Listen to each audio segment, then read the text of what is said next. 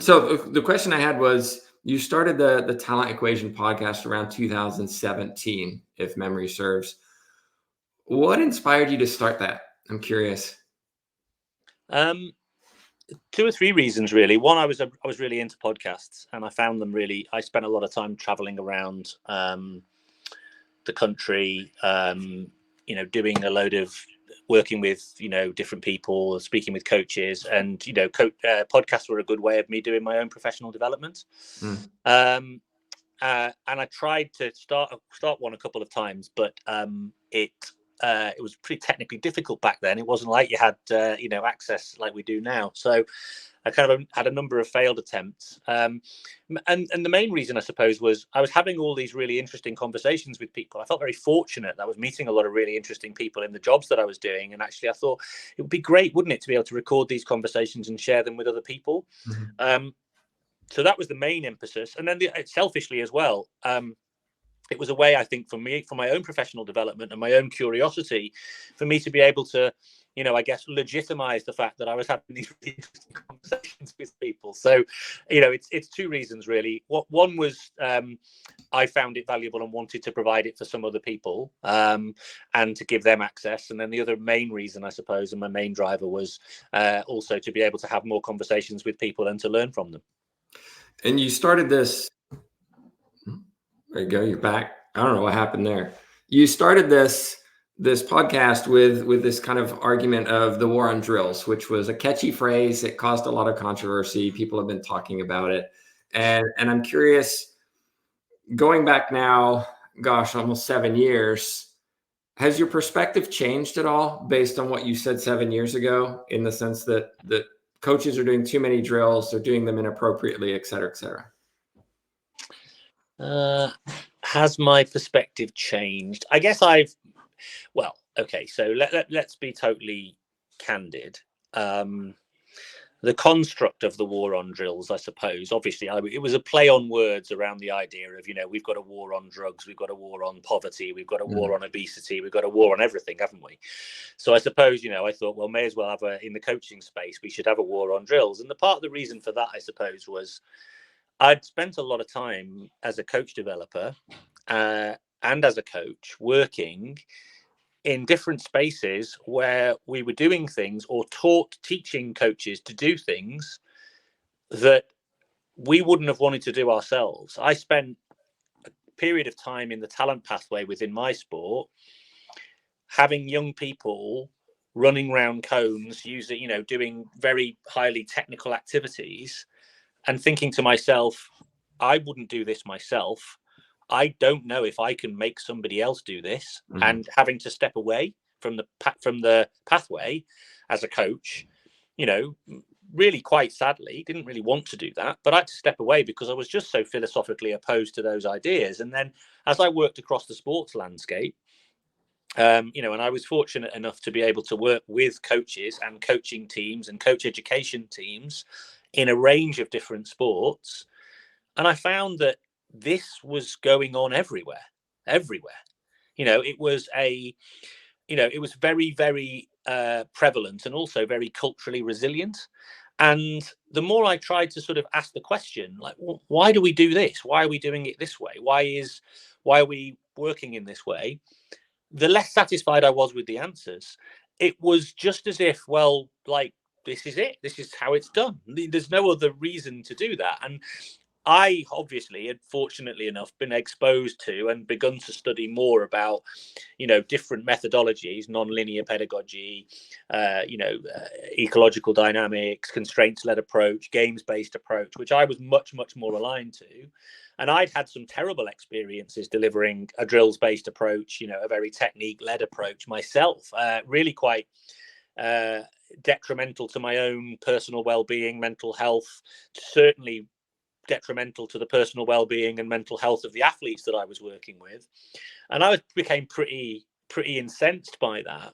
And so I guess what I wanted to do was I wanted to create, a bit of shock because of the ubiquity of the notion of using, isolated practice forms as a mechanism to develop skill.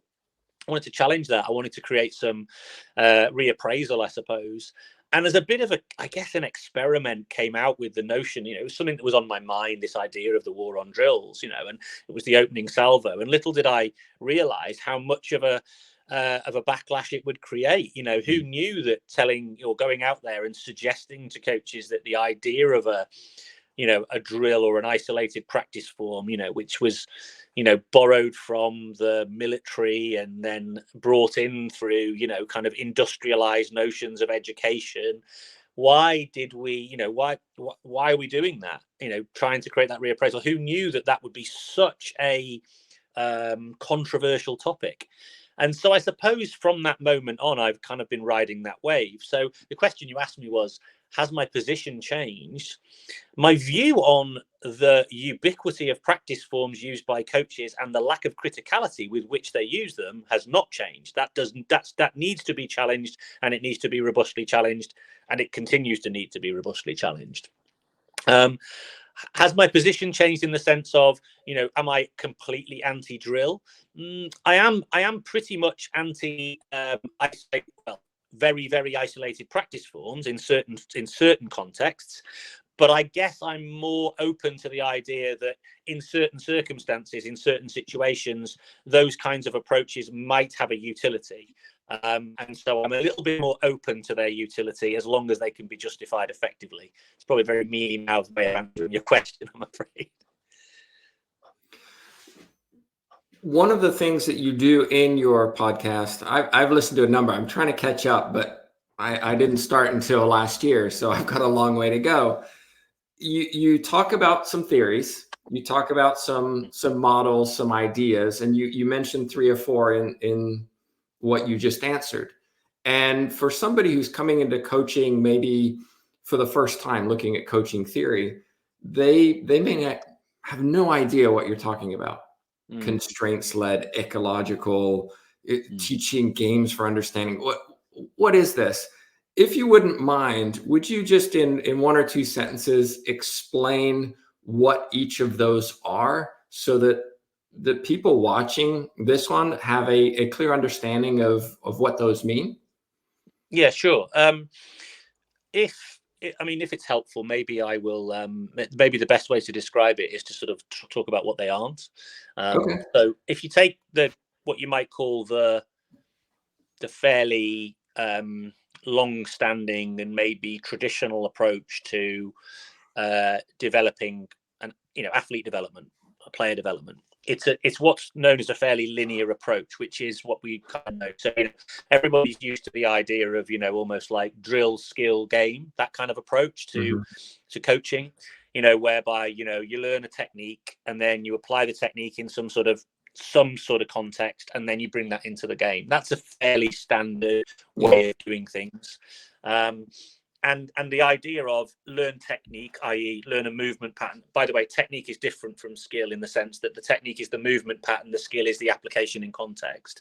So learn technique, apply it in context, take it into the competition format. Pretty traditional way of thinking about it. Well, the ecological approach, it thinks about it very differently. So it almost says, well, actually, let's work backwards from the context, so the situation, the game, or the challenge that the task that we're trying to perform. So it's a bit more task led. And what it says is, right, if I'm participating in a practice or a game of some kind, that game is going to ask me to move in certain ways in order to be able to solve the problems that the game is presenting to me. And as I explore those games or those activities or those tasks and explore the different movement solutions available to me, I learn and become more technically able. So it's working backwards from the game, if you like. So the environment acts as a stimulus. We adapt to the environment. And in so doing, we develop a series of movement capabilities that then become functional for us in the game. So what you might call the ecological approach is basically saying, start with the environment, design the environment in such a way, and then us as humans, we adapt to the environment and we become more capable of movement. And it's got a lot of relevance and context attached to it. So that's the distinction, if you like. There's the sort of linear approach, the traditional approach, and there's what they call the non-linear approach, which is working backwards from the context.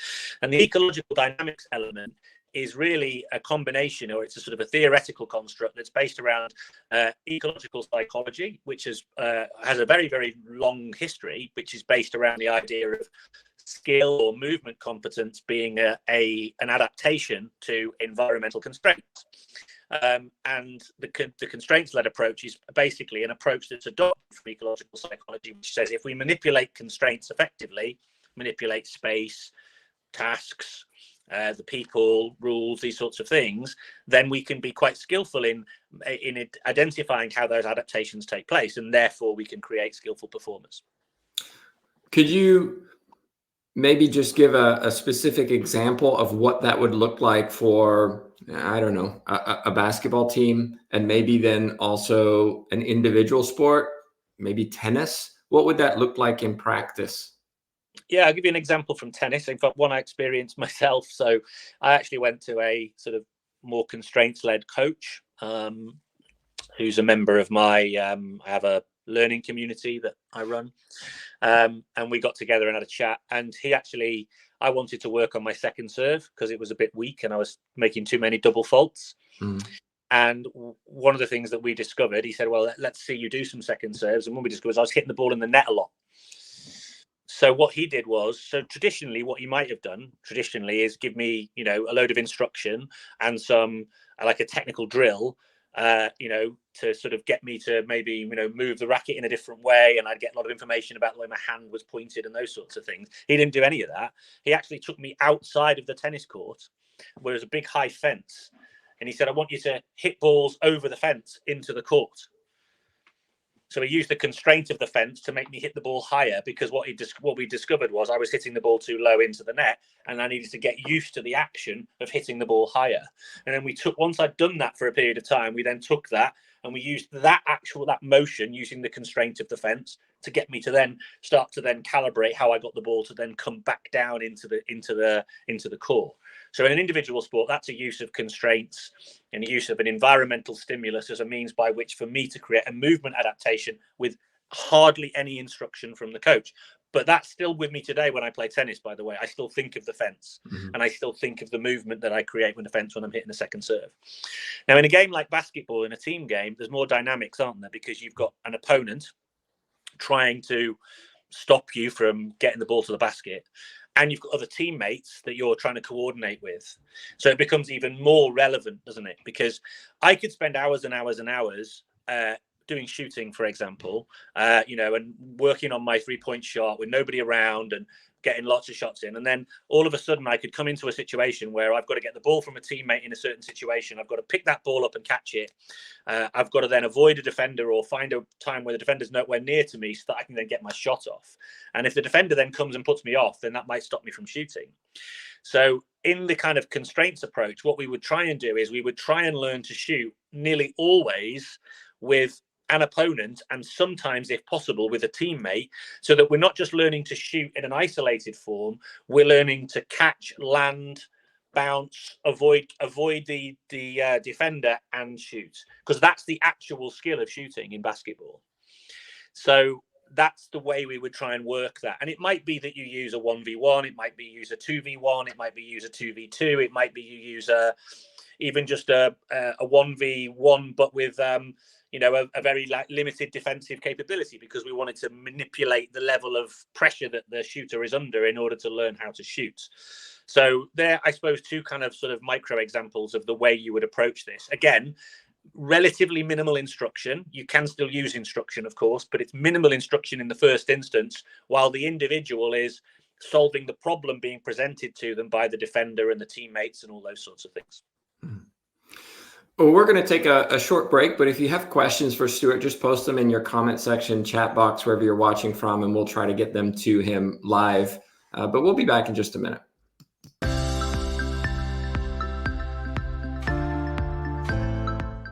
The mission of FSU Coach is to prepare and equip the next generation of coaches and sports professionals with best practices and current research to enable them to pursue excellence. We have 2 academic programs, the online graduate certificate, which is 4 classes, and also a 10-class master's in athletic coaching. Our graduate certificate and master's program can be started at any time, either the summer, fall, or spring. All of our classes have the word coach or coaching in them, and they're taught by coaches for coaches. The types of classes that we offer focus on the athlete as a whole person. We focus on the theory and practice, the research, the helping skills, even some of the mental performance behind, what it goes into being an athlete. I came to FSU Coach because I truly believed in the mission and the purpose of the program. I think I have my dream job being a head coach at Florida State, but I know there's always more ways that I can help my athletes and better prepare as a coach. So I thought joining this master's program would help me learn different ways to attack my job. If you're interested in going into coaching or joining the FSU Coach program, I would just say don't even think about it and do it. And we're back, everybody, with Stuart Armstrong. Stuart, I was listening to your explanation of the tennis constraints in order for you to improve your serve, and my thought was he's doing drills. So this isn't a case of you being anti-drill. This is just a case of the purpose of the drill and how do we use it to make sure that it's effective when we actually participate in competition. Is that right? Yes and no. I mean, I am anti-drill, but I define drill in a particular way. So if you think of a drill from the military parade ground, a drill for me, is something where, you're doing a rehearsal of particular movements in order to repeat those movements over and over and over and over again in a almost semi-automatic way.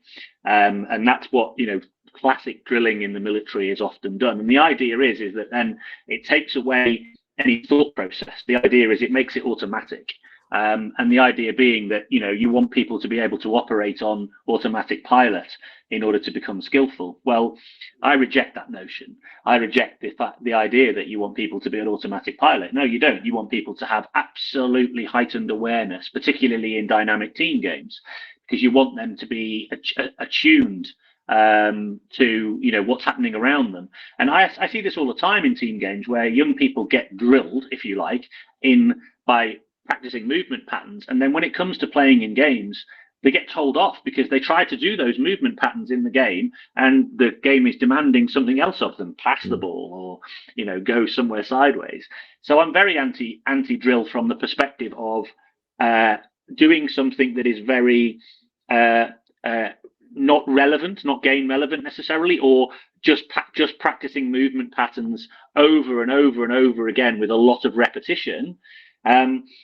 But when I say repetition, I'm just talking about you're literally repeating the same movement pattern. The reason I'm anti it is because, particularly for young people, well, I believe it's unnecessary, and also for young people, it's really, really dull.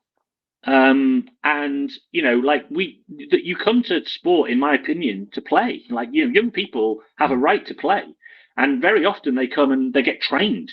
And it's like, well, why are we training them? Oh, we've got performance to go out, we've got games to win, and these sorts of things. And it's like, well, we've got to do this training. I reject that notion altogether. I reject the sense that young people should be robbed of play because we've got to give them some form of kind of technical competence in order to be able to then go and meet some competitive outlet. So I believe that there's actually a better way of doing it.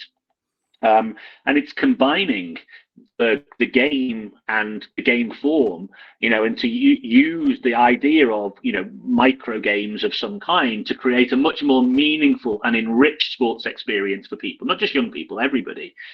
I describe that as like the broccoli burger. You want something that's tasty as well as nutritious. You don't just want the nutritious thing that tastes like cardboard, nobody's eating it. But likewise, you don't want to just give people junk food either. Now, I don't think I've got the recipe for the broccoli burger quite right yet, and obviously I'm going to make my fortune when I do.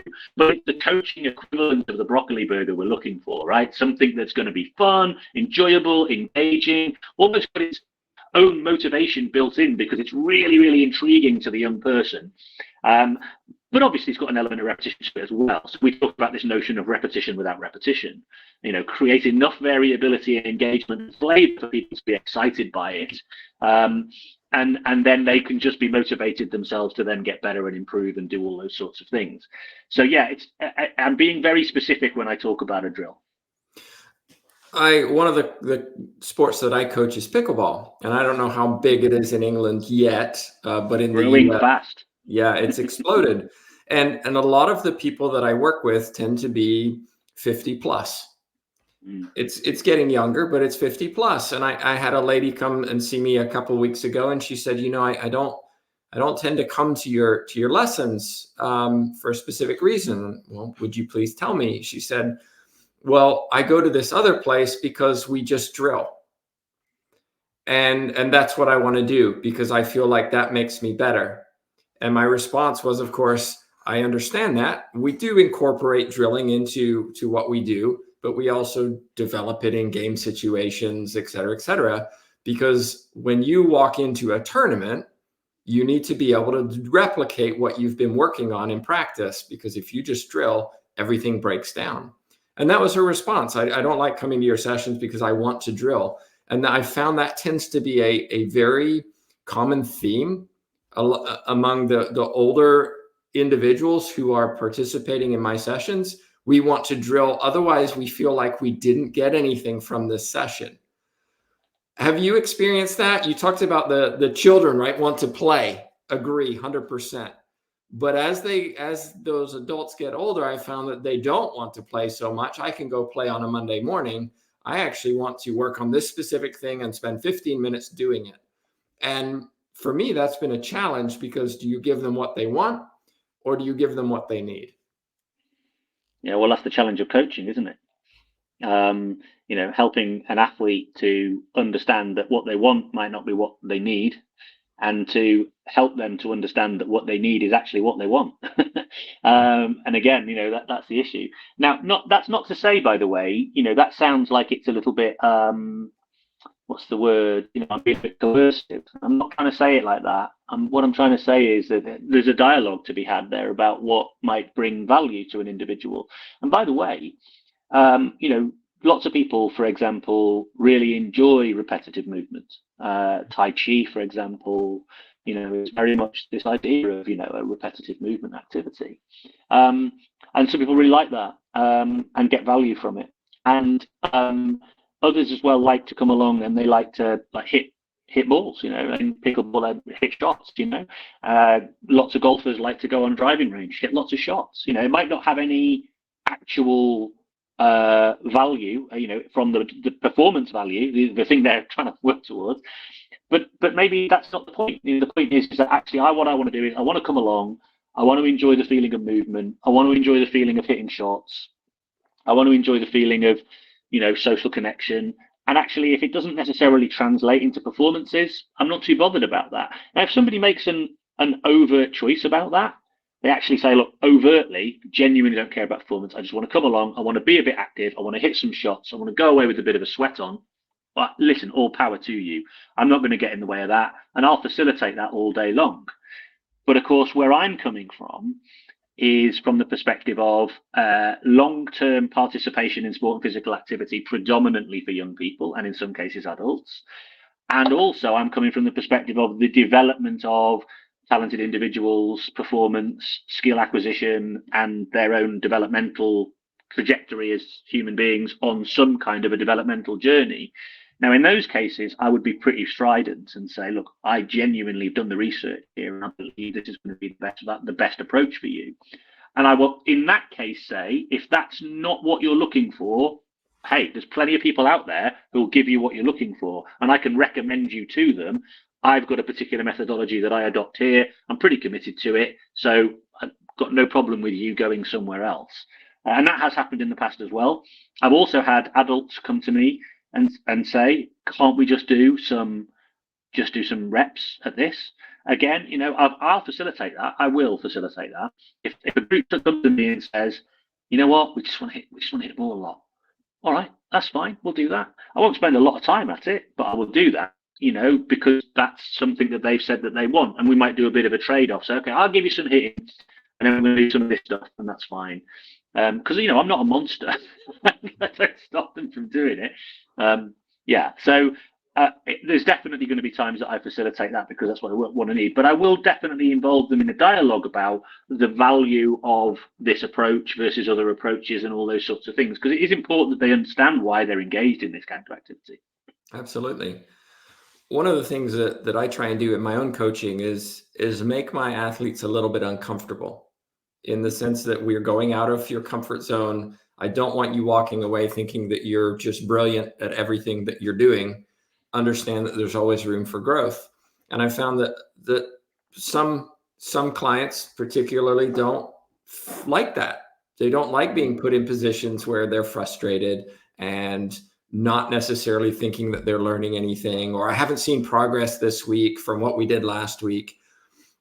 Do you have any suggestions for coaches who work with people where we have a responsibility to put them in situations where it is uncomfortable, where failure happens, yet a lot of coaches will put them in environments where success happens so that they keep coming back and keep paying money?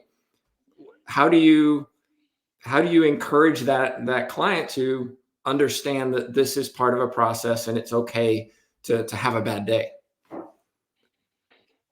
Sometimes I might tell them a story about Carol Dweck, who I was very fortunate to meet. So obviously Carol Dweck, most people will know, is one of the founders of the notion of mindset, and the idea of embracing the idea of struggle and failure as part of growth, which has become a fairly sort of popular idea within a lot of sort of branches of psychology.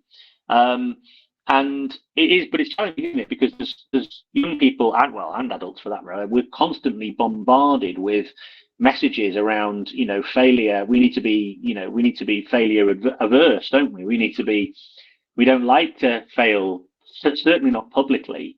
And so I can understand people having an aversion to that and wanting to have, kind of successful experiences. And I can also understand the pressures upon coaches, particularly if there are commercial pressures, to satisfy the needs of your client base. Can totally understand that. But Carol Dweck said to me once, she organised a conference when I was working for England Rugby, and Carol came over and spoke at the conference, and I met her, and I don't know if you've ever met her, but she's can't be more than 5 feet tall, and there she was, and I was thinking, how is she going to speak in this room full of monstrous rugby players? And she just literally was a complete and utter rock star. And I'll never forget what she said. She said, nobody comes home from work and says, honey, I had the most amazing struggle today. I tell this story all the time because I love to sort of frame activities and sessions through the perspective of, if we're not having some form of challenge or struggle, we aren't developing, we aren't growing. We could have a lovely, comfortable activity here, but nobody would be doing anything. And my presumption often, not always, this is something I'm always asking the question of, my presumption with the group is, we've come together and we've given our time up to be on some sort of journey of development, and that has struggle and failure baked into it. Growth comes through that process. So I'll use all sorts of different acronyms like, fail. The word fail stands for first attempt in learning. Honestly, my groups are bored of me saying things like that, but I have to kind of continuously repeat these mantras so that they begin to start to actually almost play them back and to become comfortable with the idea of being uncomfortable. I've been on a journey with a group that I took on this year, by the way, who were very, very used to having very comfortable and successful sessions. And when I came along and started to put some struggle in there and some challenge, they really, really didn't like it. And I've had some interesting moments of conflict through this season, having done that. And actually, my reflection on that, by the way, is I didn't frame it properly. So I wasn't banging my mantras and I wasn't telling the stories properly. So I've learned a valuable lesson from my own perspective of taking my own advice and doing things well. One more question about specific coaching, and then I want to move on to coaches in general. When you typically have worked with talent development through youth levels, and I've typically worked with talent development at the adult level, one of the challenges I've experienced is at the adult level is bringing in game situations. A lot of adults feel like that's not coaching. We're just playing games. Even if there's constraints, even if there's a clear purpose to this, Why would I come get training from Tim when I can just go play games with my friends? How do you address that, in the sense that, again, most adults are looking for you to just come in and solve their problems.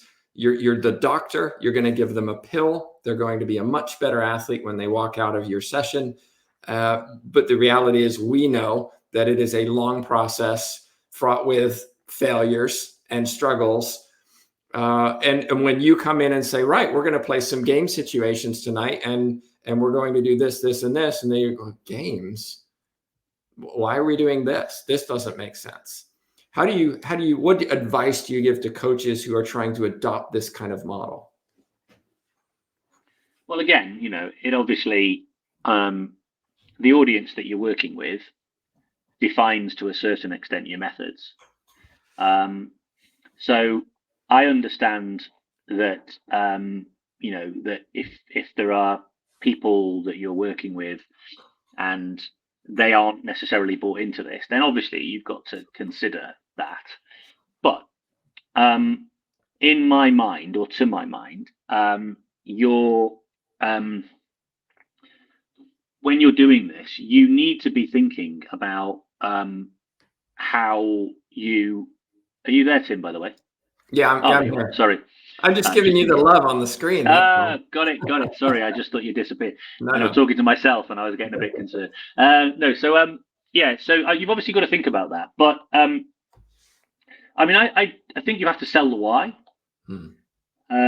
So I will often say, the reason we're going to do these kind of games activities is because what I want to try and do as much as possible is equate the kinds of experiences that you're going to have as closely as we can. I want to simulate the kinds of experiences that you're going to have in competition. And if not, I want to try and make actual activities that are going to be worse than the experiences that you're going to have in competition, so that when you come into competition, it doesn't feel like it's a huge level of stress. I see a lot of athletes really, really struggle when it comes to competition because they're too stressed, they're too overloaded. And all of the things that they've been learning and all of the skills that they've been trying to develop and all of the kind of tactics that they've been working towards, they literally go out the window. And I see coaches going absolutely berserk, saying things like, we've worked on this, we've been doing this. And it doesn't translate, it doesn't transfer into the game. Well, surprise, surprise, right? I mean, whenever you hear a coach, by the way, say that suggests to them there's something in the training modality that needs to change. Mm-hmm. So I often will explain to the groups that I'm working with that actually I'm designing environments for them so that when it comes to competition, they're more ready for it. Now, we could do a lot of stuff that isn't like, so I could do a lot of unopposed activity, right? But I said, but don't be surprised if you do a load of unopposed activity and the minute you're opposed, it falls apart. And you can even see that in sessions, like where you might do it unopposed, and then you bring in somebody to be an opponent, and everything they've just done unopposed doesn't translate. And likewise, even when you see people doing unopposed things, they don't do them with any sense of reality. There's nothing like the speed, there's nothing like the precision, so the opponent actually gives them much more juice in terms of what they're trying to achieve. So actually, coming back to your question, what do you do? How do you sell this why? Well, I find myself selling it quite a bit, and I almost make a bit of a point of it. And I've noticed, by the way, that constraints-led or ecologically driven or nonlinear practitioners tend to do this quite a bit. They very much involve the athletes in understanding the why of what they're doing. So they don't just take it for granted that the individuals are just going to passively go along with whatever it is that they suggest they do. And we're playing a load of games today. And by the way, I also will articulate to the group that we're not just going to be playing games. These are designer games. right? So these are thought through and they're designed around a specific purpose that we'll be exploring. So very often there'll be hidden tasks in there. Sometimes there's hidden challenges. Sometimes there's power-ups. Sometimes there's secret tasks, all sorts of different dynamics that are encouraging people to think. Don't get me wrong. Quite often I have people saying, in fact, this was the best piece of feedback I ever got from an athlete. Said, I find your sessions really difficult because you make me think a lot. I was like, brilliant. I've succeeded in my mission. Yeah. Yeah. I want to turn a little bit now to coaches, because you're in this space. You work with coach development, and from a US perspective, I think we're quite a ways behind Europe in terms of how we develop coaches. What are some of the challenges that you see coaches experiencing at the moment that those coming into the profession or those working their way up in the profession need to be aware of and thoughtful about? Well, just to pick up on the first part of what you said there about the US being behind Europe in terms of the way they develop coaches, I'm not sure that's 100% true. It's a generalization. Well, no, I mean, and actually, I understand why you would have it, by the way, because we do have interestingly, we do have a fairly well developed history, and actually a fairly well developed kind of approach to coach education, where we created not a number of years ago now something called the UK Coaching Certificate, where every single sport had a similar framework from levels 1 to 4 and all those sorts of things. Well, certainly in England, where I work, we've dismantled that. Or we're in the process of doing it and replacing it with a new framework. And the reason for it is we actually found it was far too restrictive and wasn't actually preparing coaches for the kinds of roles that they were taking. And so I say we're dismantling it, we're evolving it, we're moving it to a new level, we're taking it into a different space so that we've got something that's much more dynamic and so much more and we're actually calling for much more dynamic and responsive approaches to coach education and development that meet the needs of coaches in situ, rather than these sort of, we actually, funnily enough, we use a quite linear approach to coach education traditionally. So we often put coaches in quite isolated and quite safe environments to learn how to coach. And then surprise, surprise, when they get out there on the field, they're like, oh my God, it's a much more complicated thing than I thought it was. So in Europe, I think there's quite a lot of evolution happening in coaching, and there's actually different parts of Europe that is actually far stronger. So I wouldn't even put England as necessarily being a particular beacon of coach education.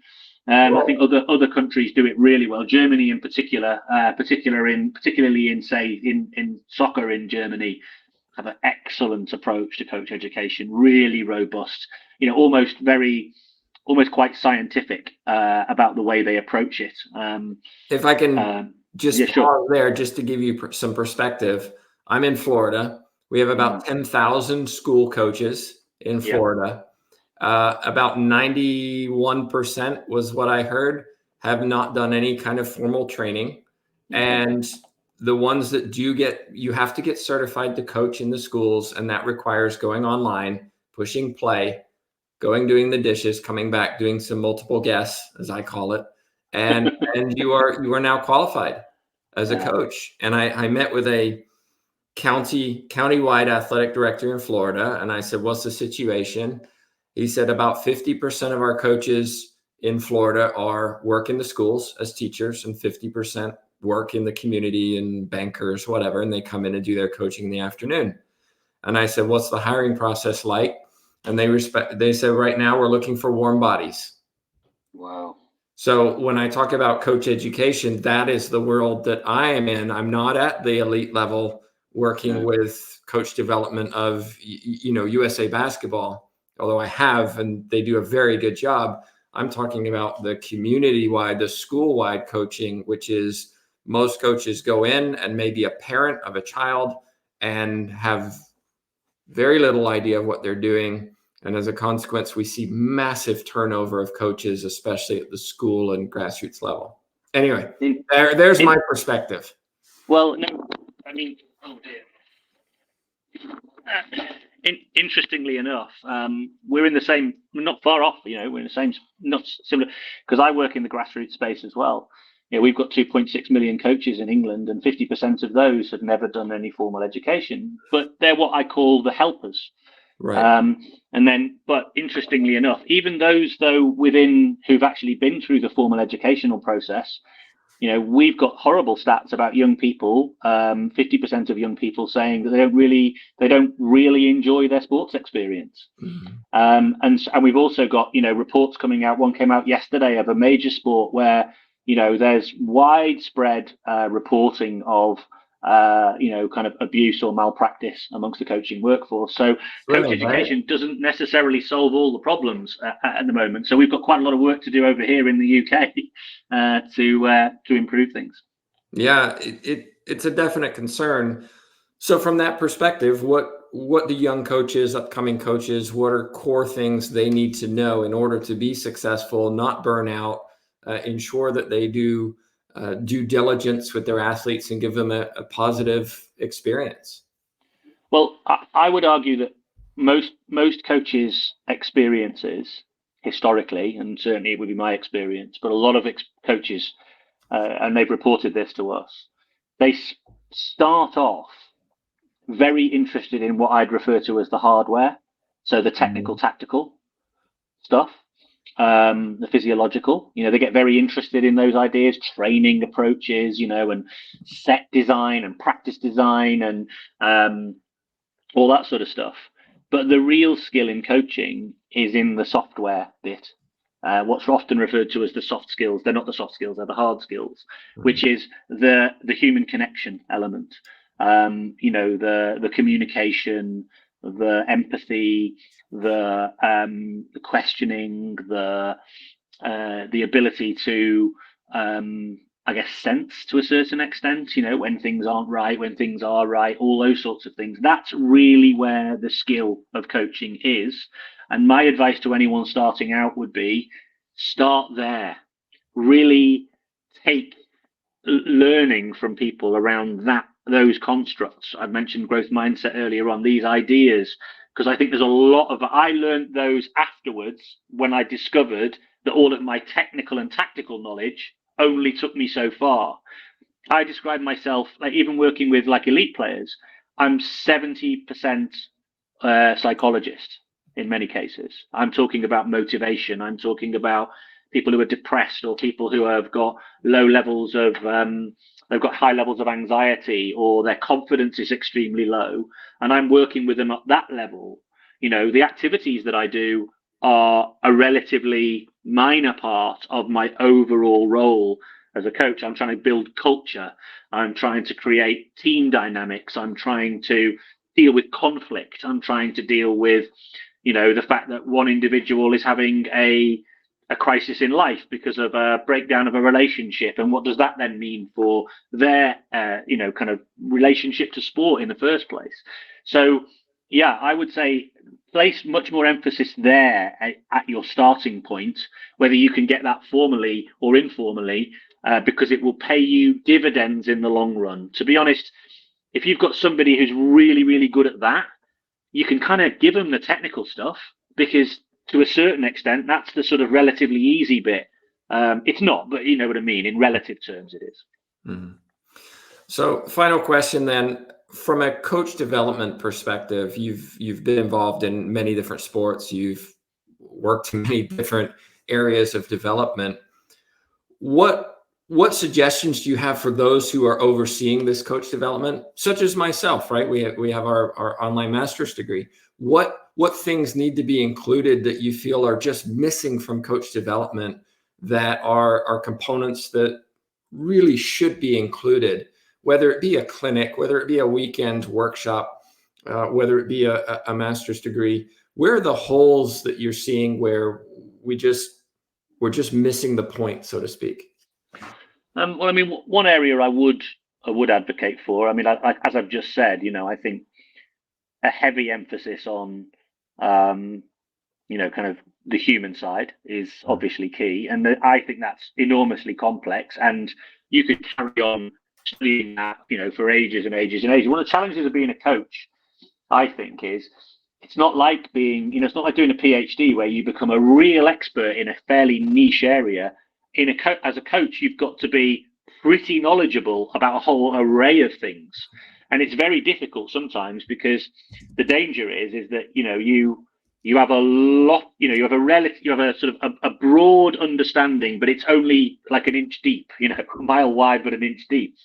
So you do need to develop some degrees of specialism in some of these areas, and I would say spending more time in this space would be really beneficial, because it would then empower you in other areas. The other area I genuinely think is lacking, and I would say this because it's one of the reasons that my podcast exists and it's why I've ended up in this sort of space, is that I think we need much more exposure to different learning theories and different theories around human development, and what that then means for methodology. So, I adopt obviously an ecological stance, which is much more around how do we design learning environments and enable individuals to develop movement capability, and not just movement capability, but actually develop performance capabilities through the use of environmental manipulation. But that's not often exposed to coaches, certainly at the start. It's usually held for much later in their learning career, and actually I think it would be really beneficial to bring it in much earlier, to bring that alongside and give it at least some coaches more awareness of it alongside the sort of more traditional approaches. So I would like to see a rebalancing of that in coach education, because I traditionally haven't seen that in coach education. It's usually much more prescriptive early on. You must teach this technique in this way, using these methods. So I would love to see that rebalanced as well. Stuart, want to say a big thank you for contributing to the show and just sharing your expertise. And I know many people watch this afterwards on YouTube or listen to our podcast on Spotify. What's the best way for them to reach you if they have a question? My email is probably the best way, stuart@thetalentequation.co.uk. I'm on Twitter as well, Stu_Arm. Fairly active there. I'm also available on LinkedIn as well. I can't remember my LinkedIn handle, but I'm fairly searchable. And my website is thetalentequation.co.uk as well. I mean, you can get in touch with me that way as well. Yeah. Again, my thanks to Stuart. And just a reminder, everybody, every couple of weeks, we try to interview somebody on this show. Stuart, I know Mark Bennett is going to be a guest in a couple of weeks. I know you know who he is. And also just a reminder, coming up in June this year, we have FSU Coach Clinic, which is going to be in Orlando on June 15th. So if you're in the area or want to come to that, go to our website, of course, and you can learn more about that information as well. On behalf of myself, Tim Baghurst, and of course, Stuart Armstrong, thanks so much for watching. We'll see you next time.